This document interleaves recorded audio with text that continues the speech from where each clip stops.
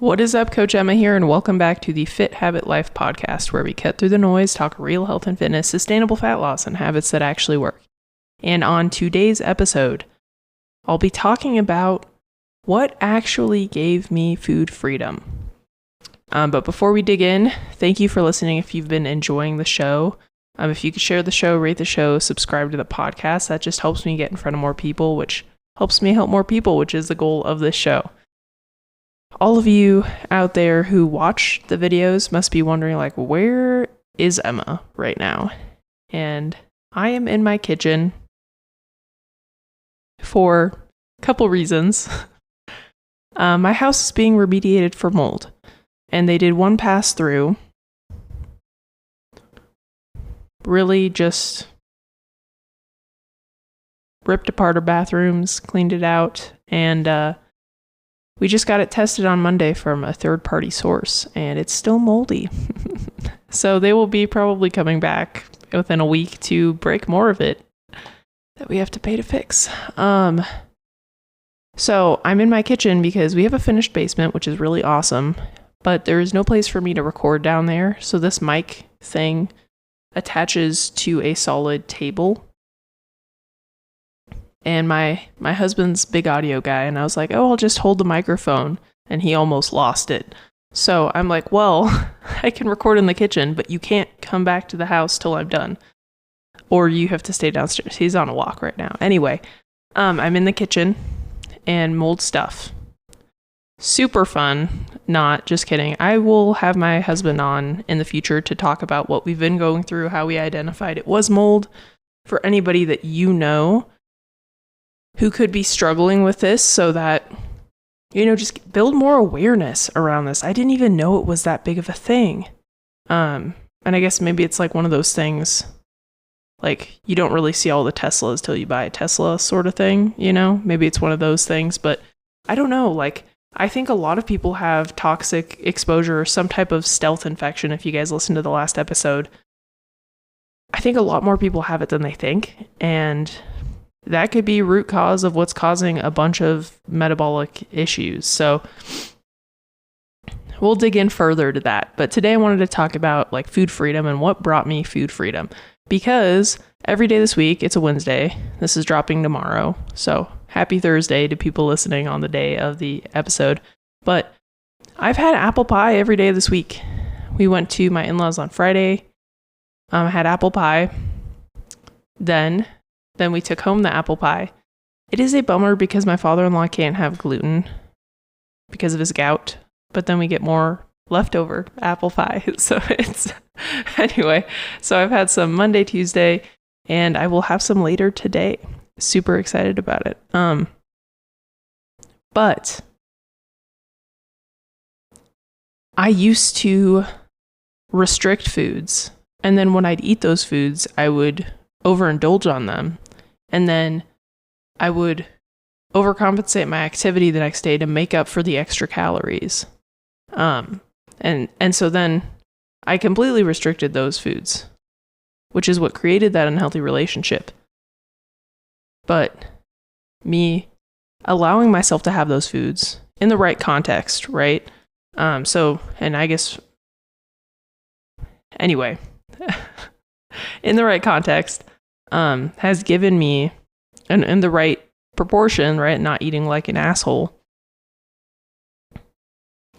has allowed me to be more in tune with my body, enjoy experiences in life, but also not feel like I am completely wrecking my goals, like my body composition goals, my health goals, and feeling bad about it, feeling guilt-free. I've had this pie guilt-free, and I'm super excited for the piece today because it's the biggest piece left. I kind of did that on purpose, but also cold pie is the best pie. I love fresh food, but when it's been sitting in the fridge and it kind of gets that solid consistency, it's my favorite. And then all of the cinnamon and the apples just kind of that flavor marinates together. So good. So good. Cold apple pie is the best. But anyway,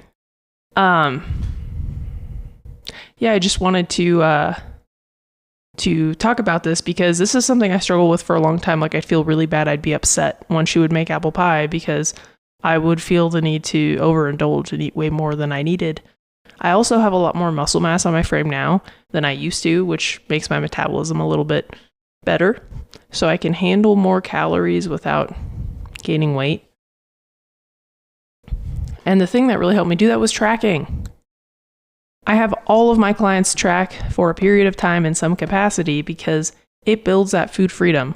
When I tracked apple pie and I realized how many calories it had, I looked at the macros, I looked at the micronutrients. This is a homemade apple pie. Like, she is slicing, peeling, cooking, making everything from scratch. It's not like a Costco version or she bought the crust online and then put some canned apples from the store there. It's like, no, she actually did everything herself. And that's nutrient dense. We got fresh apples, we got butter, we've got like fresh, good quality flour. So, I mean, one, there is value in it nutritionally. Like, it's not just empty calories. You're not just, eating, I don't know, I guess corn syrup or so, drinking corn syrup or whatever. There is no corn syrup in there. There is sugar, but it's cane sugar. So there's nutritional value. Tracking also allowed me to look at my day and say, okay, if I have this, yeah, I might have to make some other sacrifices here and there, but I can still enjoy this and this can still fit into my diet. And my tracking is not precise when I'm having a piece of pie. It just isn't.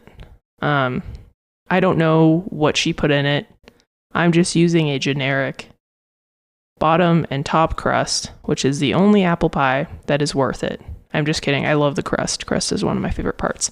But the bottom top crust version in Cronometer, and I'm eating about 1/8 of the pie. So, right, it's not precise because we're dividing it up into pieces and we're not weighing each piece, and I'm not weighing it on a food scale. Maybe I should, because I do for everything else. But that's okay. Like, I probably won't have another one of these in months.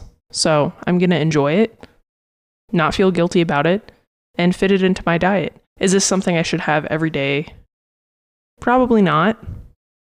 Like, it's not bad for you and you could fit it in, but there's definitely more nutrient dense foods that I should be eating regularly, and I do. So this is an occasional thing. And tracking is what allowed me to fit that into my diet without guilt and live a more guilt-free life. Because while food is fuel, that's not all that it is, right? I have a lot of clients, like, we talk about this, and there are sacrifices to be made. So, for example, I didn't have it all weekend, actually, because my husband and I did a really big hike on Saturday, and we kind of planned to go out to eat and have some pizza or something, but the hike was longer than anticipated, and we didn't get up there as early as we thought we did, so we had lunch at like 2:30. We had carbs. Thank you, Laura. Shout out to Laura Savino of EPN Nutrition. She helped me kind of come up with a game plan for intra-hike fueling. So did that. So we did eat on the hike, but we were starving. So we ate a big thing of pizza, probably 1,200 plus calories in a sitting. Given the 8-mile hike that we did, I didn't feel bad at all. Like, I needed it. And I wasn't even sore the next day till like really later in the day, and it wasn't really that much. A couple weeks ago, I was really, really sore. I didn't eat at all, and I didn't have enough water. So that's why I reached out to Laura to help me. But anyway, so I had a big piece of pizza, and then we came home, and like, yeah, we kind of wanted pie, but we're like, well, we also had wings. And my husband had a calzone. It was like a big, like, there was a lot of cheese in his thing. He's a big dude, so he needed it, but we didn't need that piece of pie, and I felt okay. I'm like, we can just have it in a few days. Like, it's not gonna go bad. you know? And that following day, what did we do? We also ate out because, so the church that we go to, they had a church service in the wilderness. We didn't do the camp out. I like to sleep in a real bed. I love outdoorsy stuff, but I like a real shower and a real bed. So we didn't do that. But we went to the service, and it's about an hour, 15 minutes away. So, and it's near this town that's got some really good restaurants. So we ate out. We had sandwiches. My husband's sandwich was very heavy. Mine was fairly heavy, but not as heavy as my husband. He had a lot of burrata in it. He loves cheese.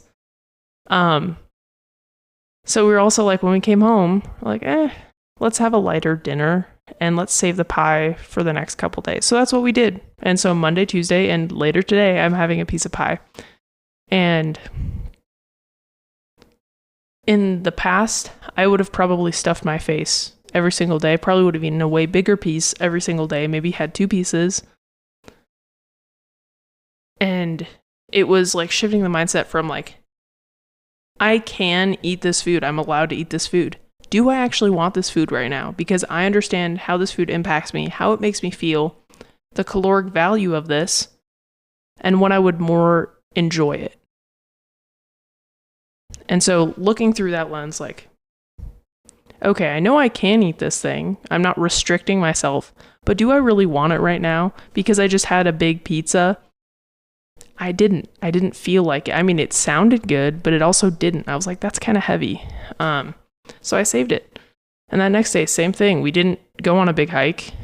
I mean, we needed the calories from the hike before, or the hike the day before, but we're just like, I'm kind of okay. And so we just had a normal dinner, like nothing crazy.